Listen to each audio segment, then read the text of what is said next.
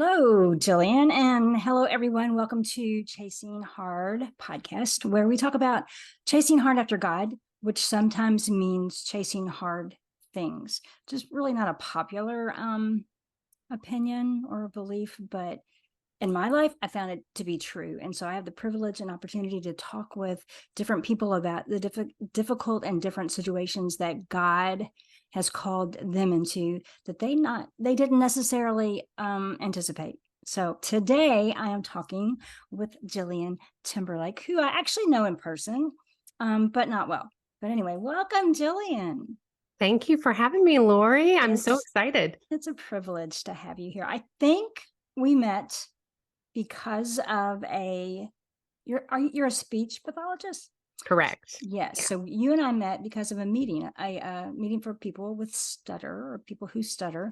Yeah. And you were there as a speech. Many years ago, like many Yes. years ago. Yes, it has been a while. So it's exciting to see you once again face to face as this can be. I know you have a lot going on in your life, but let me just get you to introduce yourself. We know now that you're a speech pathologist, but go ahead and tell us Yeah. all that happened. So my first career was in speech pathology. I primarily specialized in pediatrics, but I also loved working with people who had fluency disorders, so stuttering and such. And then let's see, maybe 7 years ago, I guess, I decided to step away from that career temporarily and stay at home with my three kids. Well, there were two at the time. Now there's three. So I have a 9-year-old daughter, a 7-year-old son, and a 4-year-old daughter. And my husband and I have been married for going on 16 years this summer. I am born and raised in Louisville. So Same. this is where we call home. And yeah, that's Okay. pretty That's much cool. a summary. Wow. So this totally just hit me.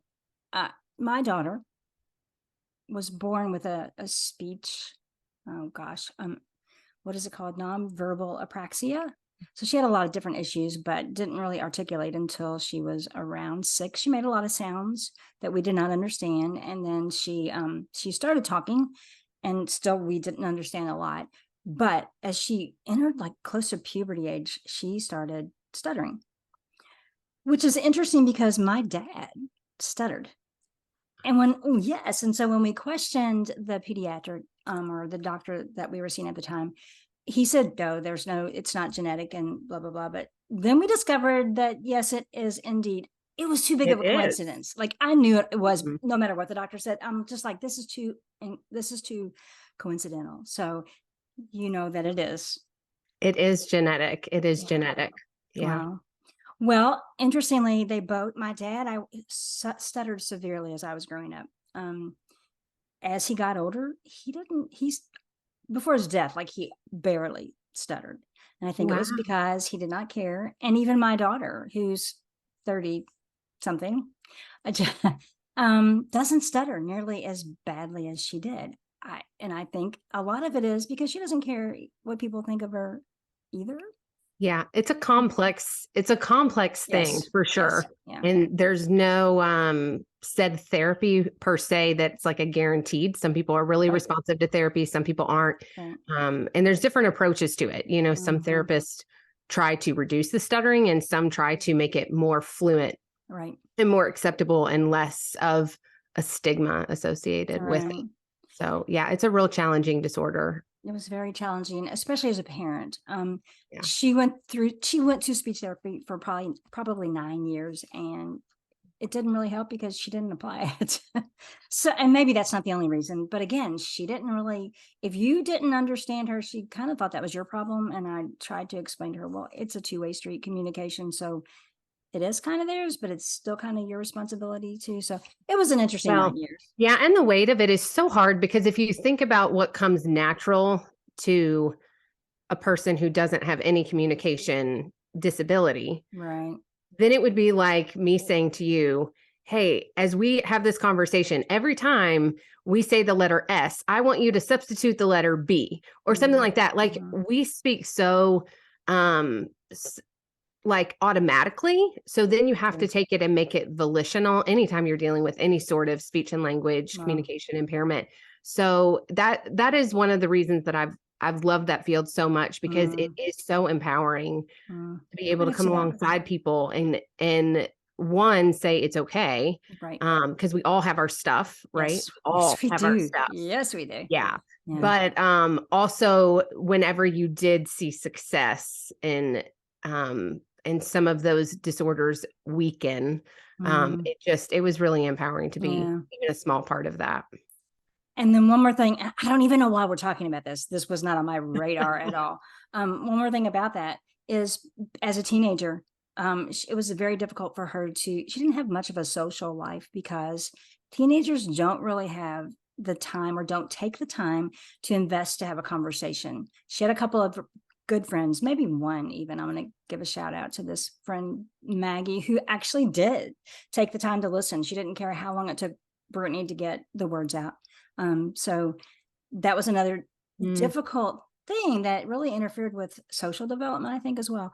So anyway, I guess enough about that, because I want to hear more about I you. could talk I'm, all day. I'm sure you could, but I want to hear more about you. I want to hear about your book, which I do have. I've been reading it. I haven't finished it yet, but I've been reading it. So it's called Streams of Gold, and I loved the subtitle title, Pieces of My Story, for a couple of reasons.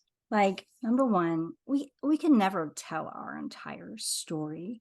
So I love that you called it that. And then number two, no one would really want to hear my entire story. But it's just neat that you get to pick, you choose the pieces that you want to share, and for reasons that you feel God is leading you to share. So tell me, why the book? Why? Well, Yeah.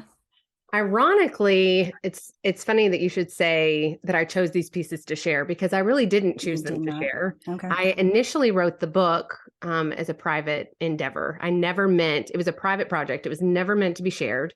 I wrote it for my three kids for when Wow. they get older. Not Mm-hmm. It's not really like age appropriate right now, but I imagined that if I could encapsulate some of my story and pass it along to them, how much I would love to hear stories, from my grandparents, or, I keep trying to convince my parents, write down some things for me. And Yes. they say, oh, we're not writers, or, oh, my memory is not as great. And Mm-hmm. it's interesting because I would have said I have a terrible memory too. And yet here I wrote this You entire did. book, You did. Right. and what I learned is that as you tug on the thread of one memory, it often leads to others. Mm-hmm. So when I wrote it, I really didn't know that it was going to become a book. I thought it was just going to become a compilation of, I knew there was a link between memories from my past and lessons to be found or unearthed in the present. Yes. And so I kind of wrote with that structure in mind of like, what memory keeps popping in my head, or what funny story do I have, or that really embarrassing moment. Like, there's got to be something more to those than just Yes. memories or just Love stories. that. Yes. And so I was as eager to figure out what the book was even going to be as I wrote it. Mm. I was kind of along with my, proverbial reader that I really was imagining as my adult kids, trying to figure out what it was going to be. And I had it published, and I had 3 copies printed, one for Lucy, one for Sam, and one for Kate. And I put it on the table and I said, I'm done. Like, yay, project finished. Right. But there were a few people who knew I was working on it. And so they had asked if they could read it. And I thought, well, these are just my stories. I don't know why anybody's going to want to read them, but sure, if you want to read it. Well, it Mm-hmm. really resonated with several people that read it, and then Sure. they wanted to share it with other people. And I think what I've come to understand was I wrote it really in a raw fashion because I didn't think anybody was going to read it. So it's very, very true and genuine. Mm-hmm. And I think that's what is resonating with people. So Yeah. fast forward, that was last summer. At the end of the summer, I decided, okay, I'm just going to share it widely and see. Oh. This is not really my intention to share it, but the way it was resonating with people felt like, okay, this needs to be pried out of my hands.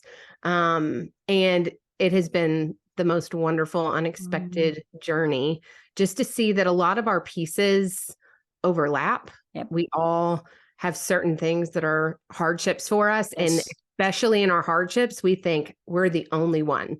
So for Yes. me, some of those were miscarriage. Some of those were anxiety, codependency, really Girl. struggling. Yeah, really struggling to reconcile with faith of like, I know I'm technically good with God, but how much should I improve? Yes. What does sanctification or being made holy look like?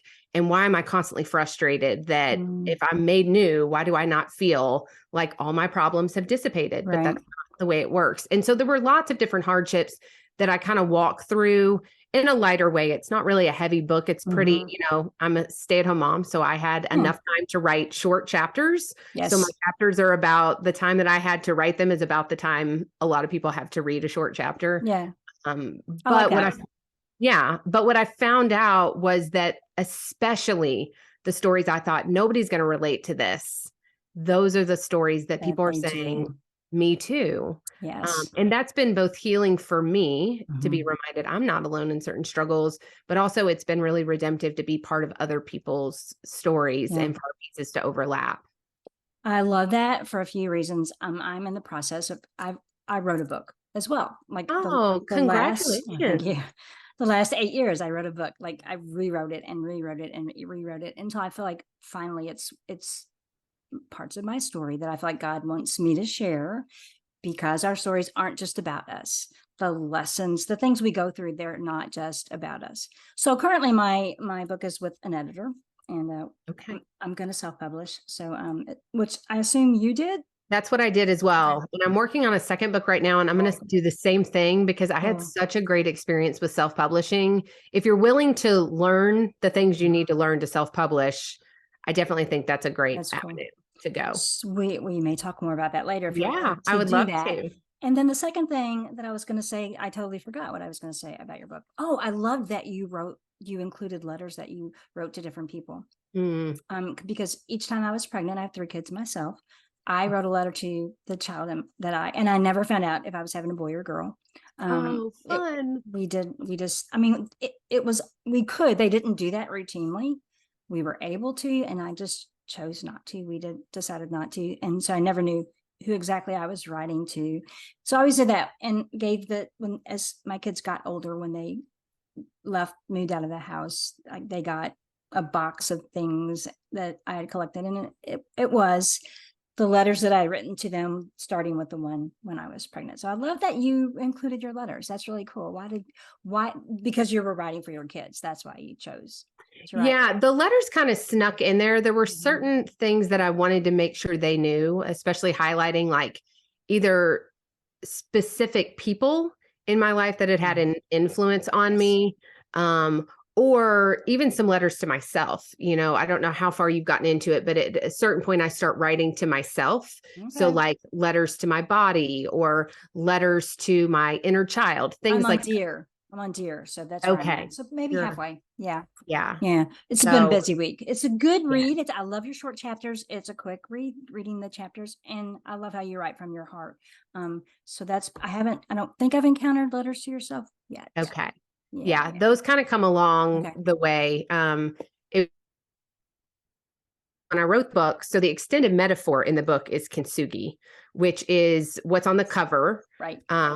Are you familiar with kintsugi? I am. I have this piece, not that you made it, but a few years ago I read about it, and I'm like, I love that, because my life felt broken in so many different areas, and to think that you can add this gold piece and it makes it even prettier. Like, I loved this color blue, that's but beautiful with the gold in it, I was like, oh, that's why. So I do have that, and yes, that's on my list of to talk to you about. How did you get into that? Because I know you're now making those things as well. Correct? I am. Yeah. So when I knew Streams of Gold was going to be the name of the book. Cool. And I knew that I wanted to open and close the book with this extended metaphor of kintsugi, which kintsugi is a Japanese art form where they repair broken pottery using gold. Which I had heard of it many, many years ago. And the image always stuck with me because not only does the gold fix the pottery, but it's not hiding the fractures. Right. It's not hiding the imperfections. Right. It's highlighting them. Yes. And because it highlights the imperfections, it makes it more intricate, more beautiful. And actually, what I have since learned, because I've done a lot of research on this whole art form, because it has so many parallels to the gospel. It just really fascinates me. But is that because the pottery has been repaired with an authentic kintsugi, it is 24 karat gold is what they use. Right. And I didn't so know that. it increases the actual monetary value of the piece. So the piece is more valuable being broken Right. and put back together than in its original state. How cool is that? And so for me, a large theme throughout the book is struggling with perfectionism, anxiety, control, just trying to make sense of, okay, we live in this really beautiful world, but there's also a lot of brokenness, Right. whether it be outside of us or also when we look within, and trying to reconcile that with, okay, I know God is working, God has a plan, but what are we supposed to do in the messy middle? Like, how do we make sense of that? So I start the book essentially with this metaphor of we all have a pile of pieces and it's our life, and we're doing the best we can. Right. And then as I filled in different pieces, they really were a jumble when I wrote the stories. And then I went back through and kind of organized them. But so yes, I'm making, so like here's a I saw that. This is actually, it looks black, but this one is actually made of glass. Oh, So it's got an yes. overlay so that you can change it. See, it's harder to see, but you can change it based on what color plate you put behind it. But all that to say, so I wrote the book and I did my first kintsugi piece ever to make the cover of the book. I had never done a piece of kintsugi. Seriously? So this is legitimately So that is actually a dish that I bought and I broke, which was super freeing. And now this is the really fun part of what I've just started getting into is I'm hosting modern kintsugi workshops where people break their own pottery. And then I walk them through how to piece it back together. But the first time I had ever done that was because I knew I wanted the cover of Streams of Gold to have a piece of kintsugi on it. And I thought, oh, this will be beautiful. It'll be representative. I'm going to break it. And I had my soundtrack playing. I'm going to piece it back together. And at the very end of the book, I won't spoil it for you, but I do write about the cover because it was not as much of life. It was not the picturesque experience that I was hoping it would be. It's really difficult, but it also gives you such an appreciation for what God does in our brokenness and how he pulls all these pieces together. And so yeah, that was the first piece I made. And now I'm making modern kintsugi pottery. I do some jewelry. You do. I've only seen, I think, pottery. I've seen a lot of cups. You have a lot of cups. Yeah. The coffee or tea mugs have been a big hit. And then I do a variety of jewelry, earrings, necklaces, bracelets, all kintsugi related of some sort, or just broken pieces, like pieces put together. And so that's been a very unexpected, again, I didn't intend to share the book. I certainly never imagined making the pottery, but the more that I get into it, the more I realize how much people are drawn to it, because it strikes a universal chord in all of us. So you were aware of the kintsugi before you wrote the book? Did you? Did you know that it was a thing? Like you were connecting those two things? I did. Which came first, the book or the kintsugi? Well, the idea of kintsugi had always been in my mind.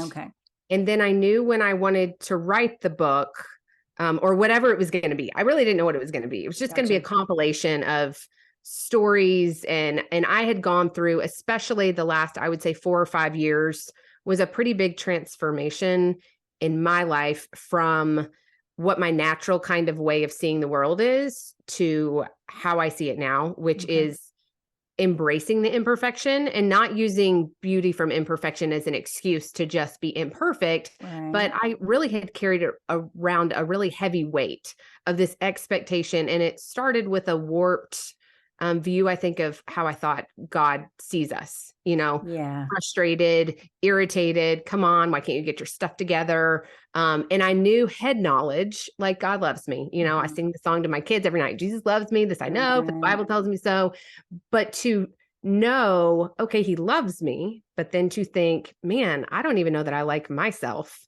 How can Mhm. God possibly be liking all these things that I'm struggling with?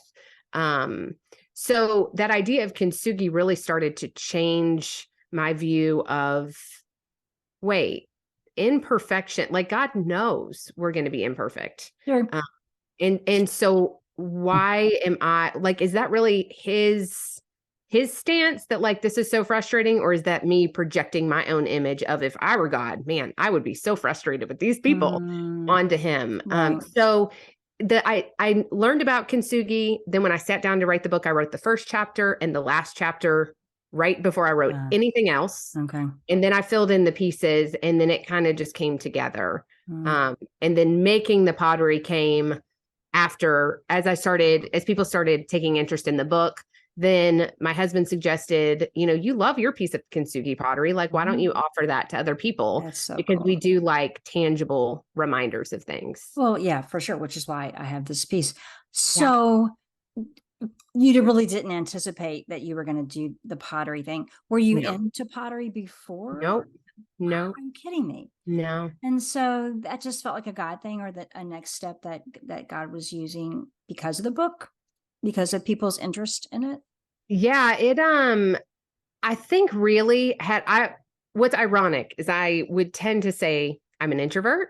I'm Mhm. private. I used to never post anything on social media.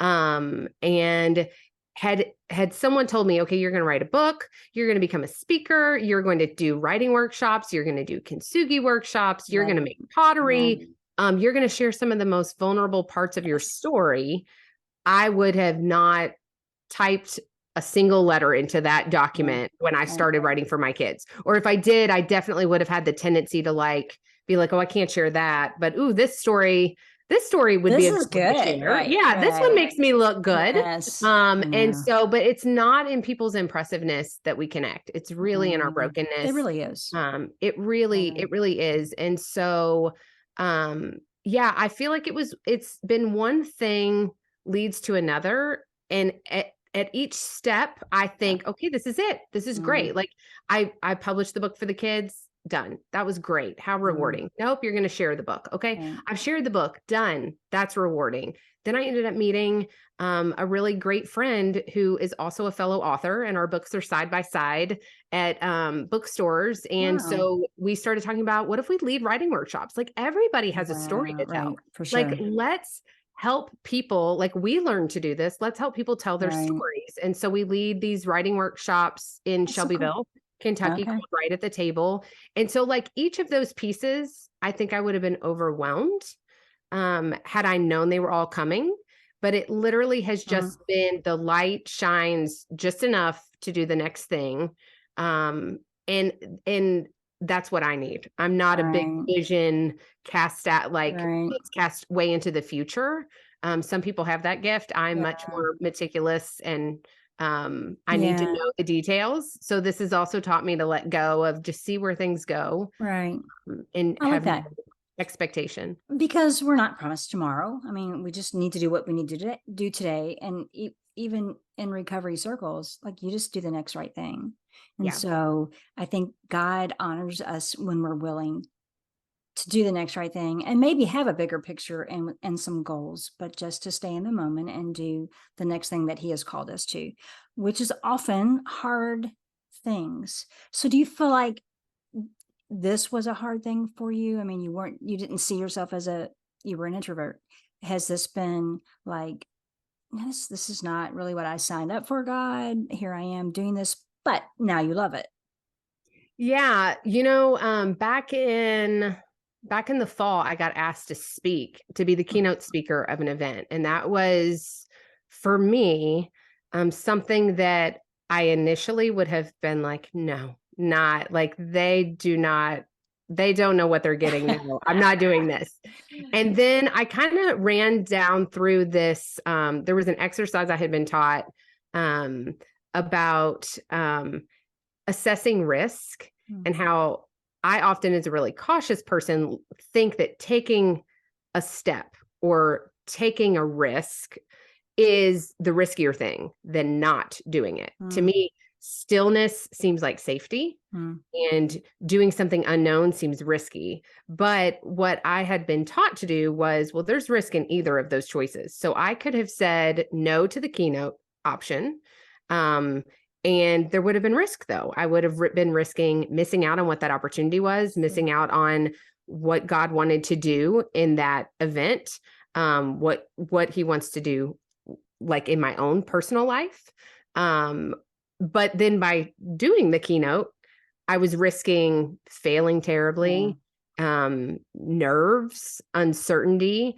And so either way, I kind of felt like there's a difficult decision there. Mm. One is going to look more difficult on the surface, but the Right. other is going to be this difficulty of regret, possibly, I gotcha. or of missed opportunity. And so I did the keynote speech, and that was That's another good. surprise to me that That's so I cool. love public speaking. Like, I Ah, love it. And so right. again, feel like I'm almost 40, and I would think by now I know about myself and know who I am. And what I'm Yeah. learning from people that are a bit ahead of me in life is Yeah. that, yeah, maybe you can Yeah. speak to this. Yeah. You don't really know yourself, and you can often surprise yourself. For sure. And so what started out as scary and intimidating, it was especially intimidating when I created an Instagram account Sure. all about the book and what I'm doing, and like put, here's the book, you can go get it. That was Right. very I'm scary. sure.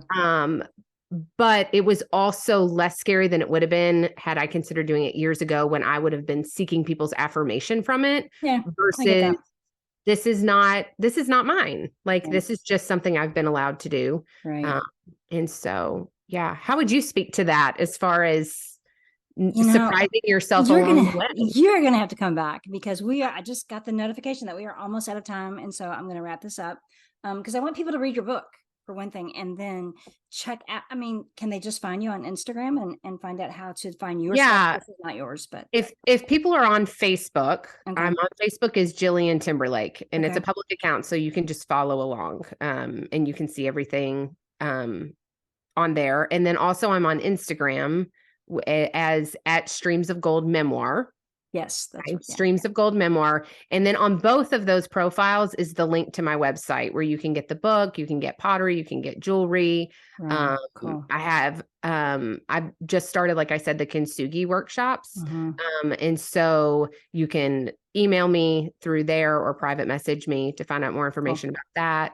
And then the book's also, it's locally in some Right. bookstores here in Louisville. So it's at Southeast Bookstore, it's at Carmichael's, it's at Christian Book Nook. And then if you're in Shelbyville, it's at Shelbyville Pharmacy, and Oh it's wow. at 6th and Main.